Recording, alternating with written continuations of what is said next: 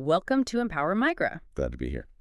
So here at EmpowerMigra, we're all about diving into scientific studies on migration, integration, the labor market, discrimination, all of that. But without all the academic jargon. Exactly. No dry textbook lectures here. Mhm. In every single deep dive we do, we take a really close look at one specific study, and we just ask a simple foundational question. Right, which is basically, what does the research actually say? Yeah.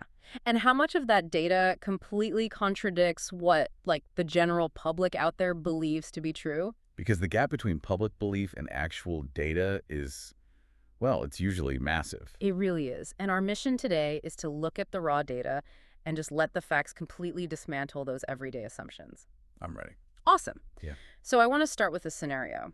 And I want you, the listener, to just imagine this everyday situation with us. Okay, set the scene. So imagine a country that is in a panicked, desperate need for skilled workers. Which is, frankly, most industrialized countries right now. Right. We're talking about hospitals literally crying out for doctors, rural clinics shutting down because they just can't staff their wards. Or tech firms whose growth is completely stalled. Exactly. Because they can't find enough IT specialists to build their infrastructure. Or public transit projects delayed for years because there's a huge shortage of qualified engineers. It's basically the defining economic headache of our time. It really is. But here is the glaring, almost absurd contradiction. At the exact same time, in that very same country, living in the exact same cities where these shortages are hitting the hardest, there are thousands of people who have these exact qualifications. 1,000 of them. Yeah. Right. They have the university degrees, they have years of professional experience, they desperately want to work in their fields. But they're not. No, they're not. Instead, they're driving delivery vans or they're cleaning offices at night. Working as unskilled laborers. Right. Jobs that require absolutely none of the specialized training that they spent years acquiring. So No. here's the honest question we have to ask today. Let's hear it.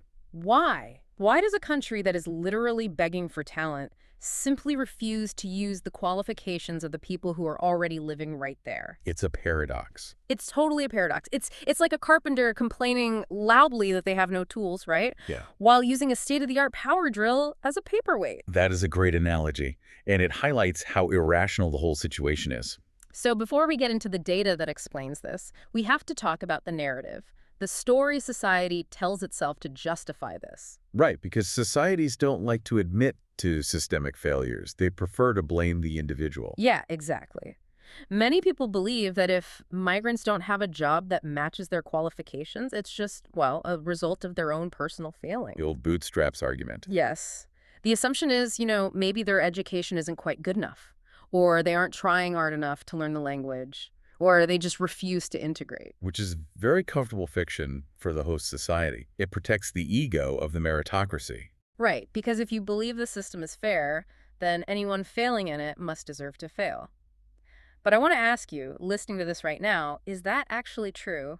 Or are we completely overlooking a massive structural problem? What's fascinating here is that when we actually measure employment outcomes objectively, this whole personal failure narrative completely falls apart. It just shatters. It really does. The data forces us to shift the blame from the individual right back onto the systemic structures that are in place. Which brings us to the source material for today's deep dive. We are looking at a really important study from researchers Franken and Kowalski. Published in 2006. Yes, 2006, which is wild to think about.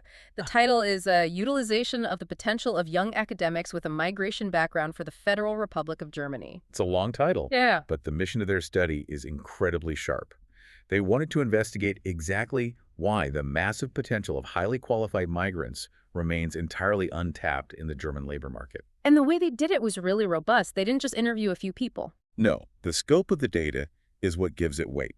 It includes an online survey of over 600 young academics. And what's crucial is that they surveyed both academics with a migration background and native German academics. Exactly, to create a direct one-to-one comparison, along with analyzing demographic data and actual hiring practices. Okay, let's unpack this. Because the first major finding hits right at the core of that myth we just talked about. The baseline qualifications. Right. Germany actually has a massive, highly qualified population of people with migration backgrounds. It's not a small pool of talent. Over 80% of the surveyed migrants were young professionals under the age of 35. Which is prime working age. Exactly. But here is the stat that really blew my mind. 28.3% of these young academics with a migration background hold additional international academic or professional qualifications. And let's compare that to the control group. For their German counterparts, that number is just 3.1%. Wait, 28.3% versus 3.1%? Yes, it's a staggering difference. That's huge. So, on paper, regarding global experience and diverse academic backgrounds, they are bringing so much more to the table. They absolutely are. But despite these qualifications, their skills are not fully utilized. They take longer to find jobs. Yeah, they have to send out way more applications, right? Far more. And they secure significantly fewer interviews for the effort they put in. Economists actually have a specific term for this. They call it the underemployment of qualifications. Underemployment, meaning people working far, far below their actual skill level. Exactly. And the study identifies 4 concrete structural roadblocks that explain why this happens. Let's break those down. Hurdle number 1 is the paperwork. Degree recognition. The administrative wall. Right. Because 8.2% of the surveyed migrants reported massive bureaucratic issues with getting their foreign degrees legally recognized. And that's just the average. For specific subgroups, it's even worse. But the process itself is grueling. It really is. I mean, you've studied for years, you passed all the exams, but because a state office can't find an exact one-to-one equivalent for your specific module structure. They just reject it. Or grant partial recognition. Right. So your entire academic history is legally invisible. You literally can't get past the automated HR filters because you don't have the official piece of paper. It's a hard stop right at the front door. Which leads us to hurdle number 2. The missing networks. Oh, this part is wild. Because we like to think the job market is just about applying to job ads, but the data shows something else entirely. It really exposes the illusion of the formal job market. Yeah. Native German graduates rely incredibly heavily on informal contacts to get their jobs, like contacts made during your studies or family connections. The old boys club, essentially. Your uncle knows the hiring manager or your professor makes a phone call for you. They use the side door. But the migrants in the study, they have to rely almost entirely on formal job advertisements. They don't have that generational professional capital. They don't have the family networks in those positions of power. So they are submitting resumes into this digital black hole, competing with hundreds of people, while the premium jobs are quietly being filled by someone's nephew. It puts them at a severe systemic disadvantage. A huge disadvantage. And you would think that maybe the public sector would be better, right? The government is supposed to be impartial. Right, which brings us to hurdle number 3, structural market barriers. You'd think the state would just look at test scores and formal qualifications. But migrants are notably underrepresented in the public sector, too. Yeah, and the excuse that usually gets thrown around is citizenship.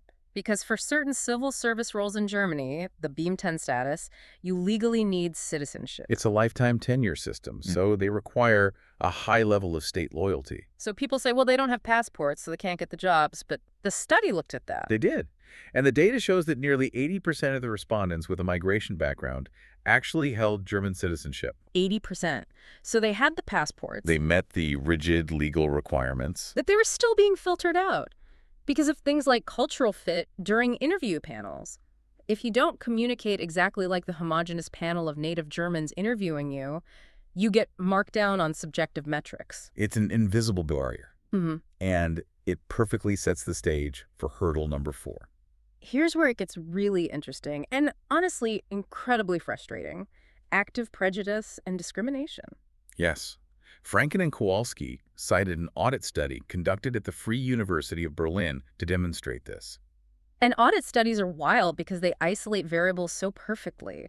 Basically, researchers created 4 completely identical CVs. Identical education, identical stellar grades, identical internships. Everything was the same. The font, the layout. The only thing they changed was the name at the top of the resume. Right, to imply different ethnic backgrounds and genders. So they had a German man, a German woman, a Turkish man, and a Turkish woman. They sent these out to actual companies. And the result, was damning. the German man and the German woman get invited to multiple interviews. Doors swing open. The Turkish man, he gets far, far fewer invitations. He's penalized immediately just for his name. Just for the name.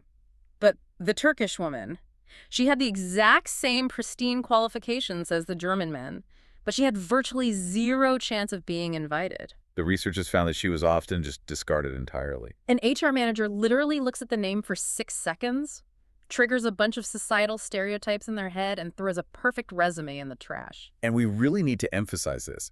This is not a political opinion. No, not at all. It is the raw statistical reality of hiring practices documented by researchers. It's impartial data showing how human capital is being systematically filtered. I want to slow down for a second. I want to talk directly to you, the listener, because we just threw a lot of data at you, and I want you to really weigh the evidence you just heard. It's a lot to process. It is. Think back to that scenario at the beginning. If a country is desperately searching for skilled workers, doctors, engineers, whatever, why then does it simply refuse to use the qualifications of the people who are already living right there? It makes no logical sense. And if someone has studied, put in years of work, applied through all the formal channels, and still cannot get a suitable job, is that really just the fault of the individual? Or could the system be playing a massive, invisible role? This raises an important question. I would ask the listener, how would you fare? Yeah. How would you fare in a job market where your name alone disqualified you completely, regardless of your resume, if you did everything perfectly and the door was still slammed in your face? It's a chilling thought. It really is. If we connect this to the bigger picture, the societal context, the implications are massive. Yeah, let's talk about the macro level, because this isn't just about one person not getting a job. No, it proves that labor market integration does not solely depend on individual effort. The institutional structures and the access gateways play an equal, if not greater, role. And when those institutions fail, it's a double loss. A double loss, exactly. Obviously, it's an individual tragedy. The migrant loses out on income. They lose hope. It damages their social integration.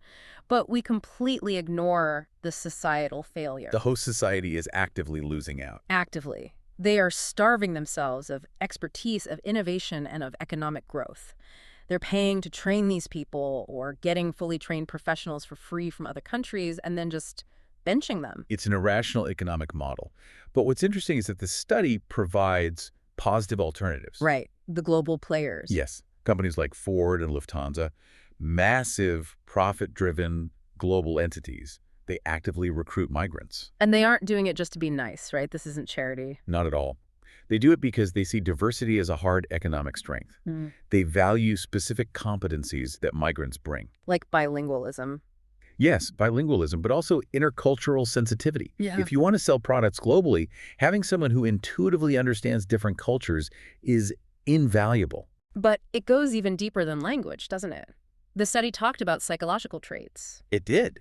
Traits like high resilience and different problem-solving approaches. Because if you've had to navigate moving countries, dealing with horrific bureaucracy and overcoming bias, you probably approach corporate logistics a bit differently than someone who never had to struggle with the system. You don't panic when standard procedures fail, because your whole life has required you to operate outside of standard procedures. That is such a powerful insight. These global companies realize that this resilience increases corporate creativity. It drives sales. It increases profits. They treat diversity as a strategic asset, while the local public sector treats it as a liability. Wow. So what does this all mean? We've looked at the data, we've seen the bias, we've seen the economic cost. I want to leave you with one final thought. A provocative one. Very. If a country simultaneously complains loudly about a severe shortage of skilled workers, while at the exact same time leaving existing, proven qualifications sitting completely unused, does the problem really lie with the migrants? That's the core of it. Or perhaps the true problem lies entirely within the rigid structures of the labor market itself? I'd challenge everyone listening to just look around. Look at the hiring practices and the diversity within your own workplaces. In your own departments. Look for those invisible hurdles. Ask yourself who might be kept out of the room and what incredible talent your company is losing because of it. That is a perfect place to end. That was another deep dive from EmpowerMigra. EmpowerMigra, understanding begins with listening.